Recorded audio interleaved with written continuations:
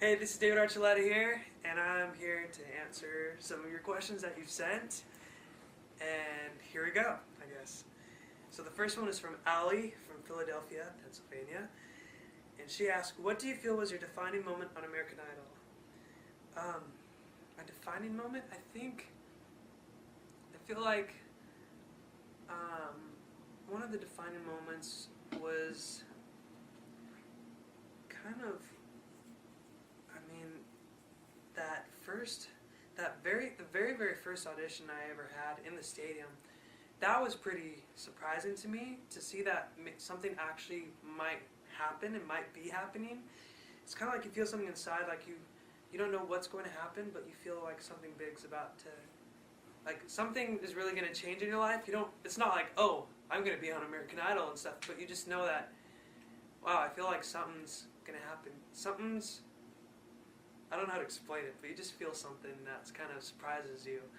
But that was a pretty defining moment for me, just early on. But the other one, I think, was definitely Imagine during Top 20 week, because I just didn't know, I really felt like I wasn't as impressive as the other people with their songs. Everyone was singing these up-tempo, feel-good songs, and here I was singing a slow song. I was like, oh man, I'm going to be boring and stuff, but I just felt like to show people, I felt like it was a good song to show people why I loved music, and I guess a lot of people were able to connect to that performance, and I'm just really grateful for that. So that was probably the other defining moment.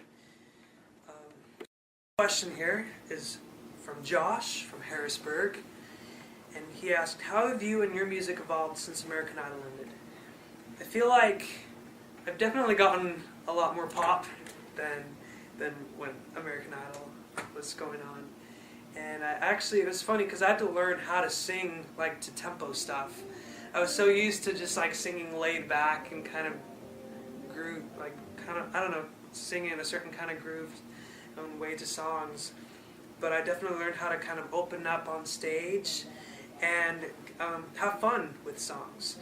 And I've also done a lot more writing this time. Just kind of doing I don't know, it's just that my music has evolved because I've been a part of my music now, like writing it and deciding what it's going to be about and trying to get me into there and my ideas and my thoughts, my personality. Anyway, yeah. Next question is from Laurie from Baton Rouge, Louisiana. She asked, what was your initial feeling when your name was not in the envelope as winner of American Idol? I kind of just figured that it wasn't there already. I was like, I never expected to win ever. So I was just kind of, the fact that I was there at the finale, I was almost kind of wondering, it's like, am I the one who deserves to be here? I'm not sure. So I just really made sure that finale, I just gave it my best to not disappoint the people who voted me to be there, so that they wouldn't be disappointed that I was there at the finale. Not disappointed that I wouldn't win, just that I made sure I gave it my best and saying, thank you for allowing me to be here, and here's, me trying to do my best and give it my all for you guys. But, even backstage, I was like, it's okay if don't be upset that you don't win. It wasn't if you don't win. I was just like, it's okay that I'm not going to win. It's because of what American Idol allows you to, all the doors it opens for you afterwards. And it's been an amazing thing. It's, getting to tour and make albums and just have that fan support still is really cool. So this next question is from Amy from Junction City, Kansas. And she asks, who do you still talk to from your season of American Idol? I pretty much talked to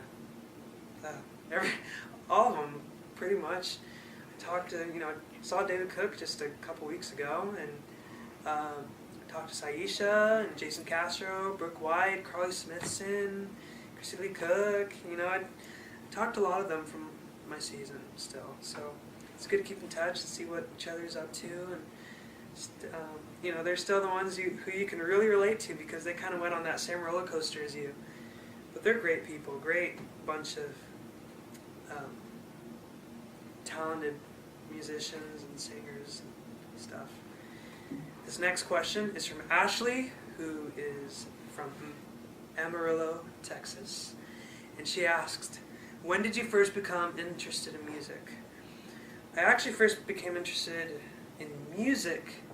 Now that's an interesting question instead of singing. When I was like 3 or 4 years old, my parents said that we had a piano, and I actually used to like make up my own songs on the piano. And I was actually into like playing like the Little Drummer Boy and just like Christmas music, I guess. And I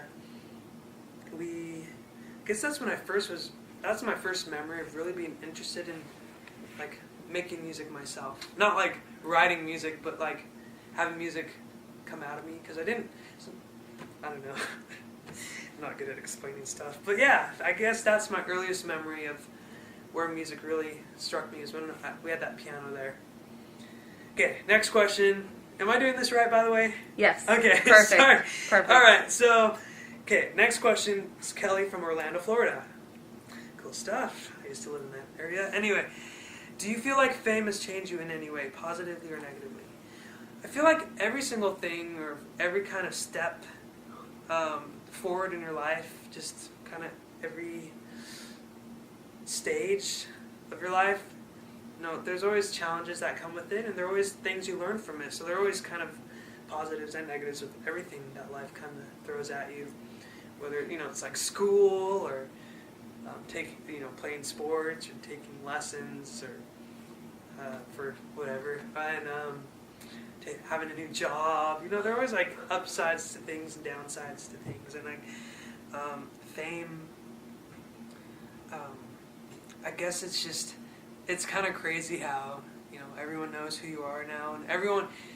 It's not necessarily that people recognize you a lot when you go to places, but it's the fact that people want to know a lot more than they would normally feel is, like normally people would be like, that's stepping the lines, I don't want to ask them those questions, those are weird.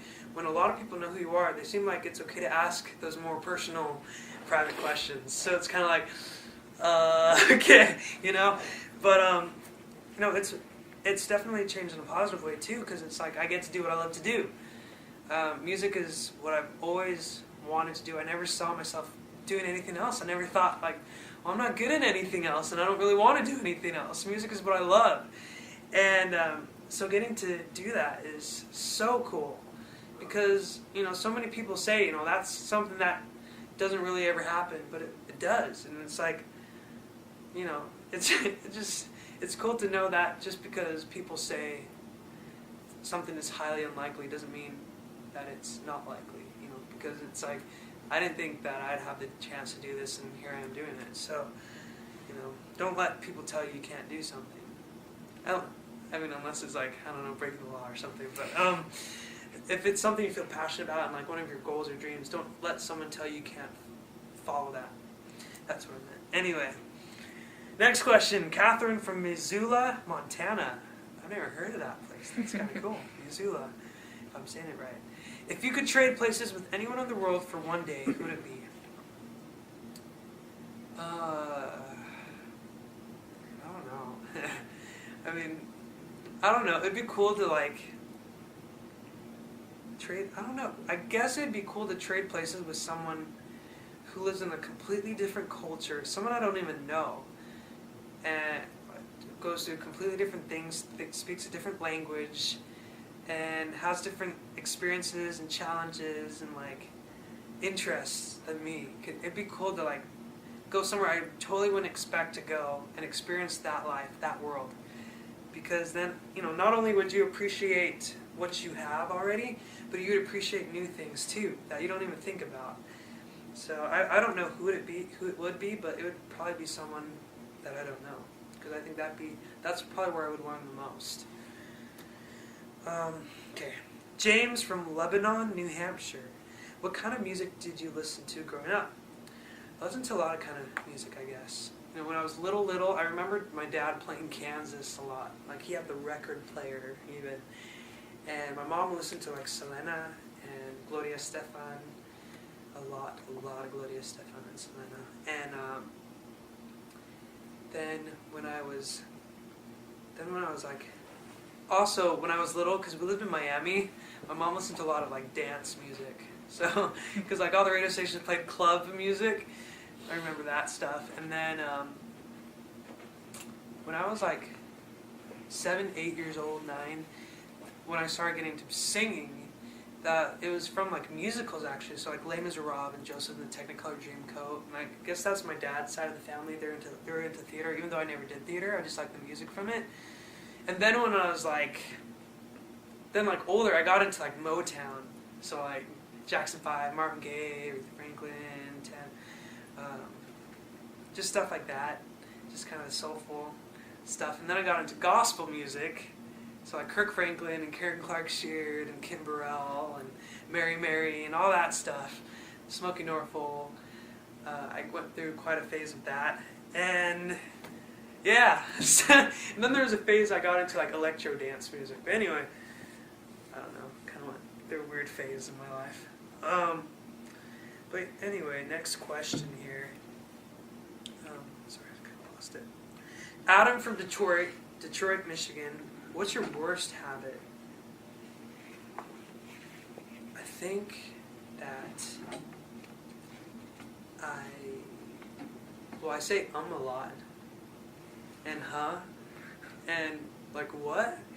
Too much. I say that a lot. And I think it really gets on people's nerves.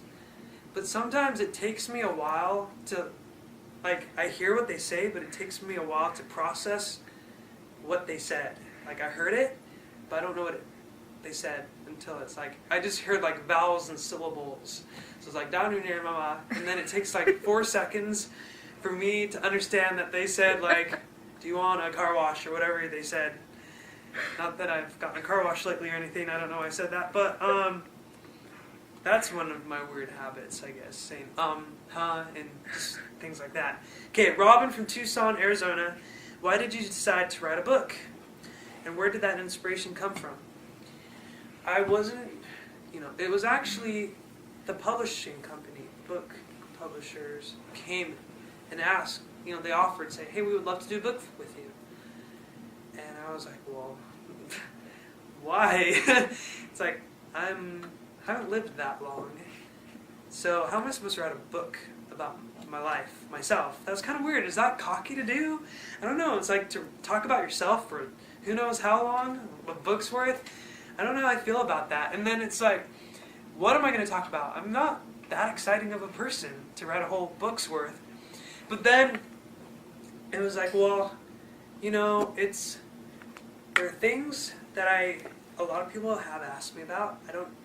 So I felt like it would be a really great opportunity to share with people a lot of like, just I guess kind of the way I think about things, the way I view things, because a lot of people have asked me, it's like, why are you the way you are? It's like, oh, I don't know, I guess I'm just trying to be who I am, and life, just the way everyone else is, but a lot of people ask me that, so I just thought this is a good opportunity to explain to people just how I see my life and what I've learned so far, and hopefully I can share that with other people. Okay, next, Riley from Salt Lake. Did you write Crush? I actually didn't write Crush. It was a song that was written for me by these awesome guys named E-Man and David Hodges and Jess Cates.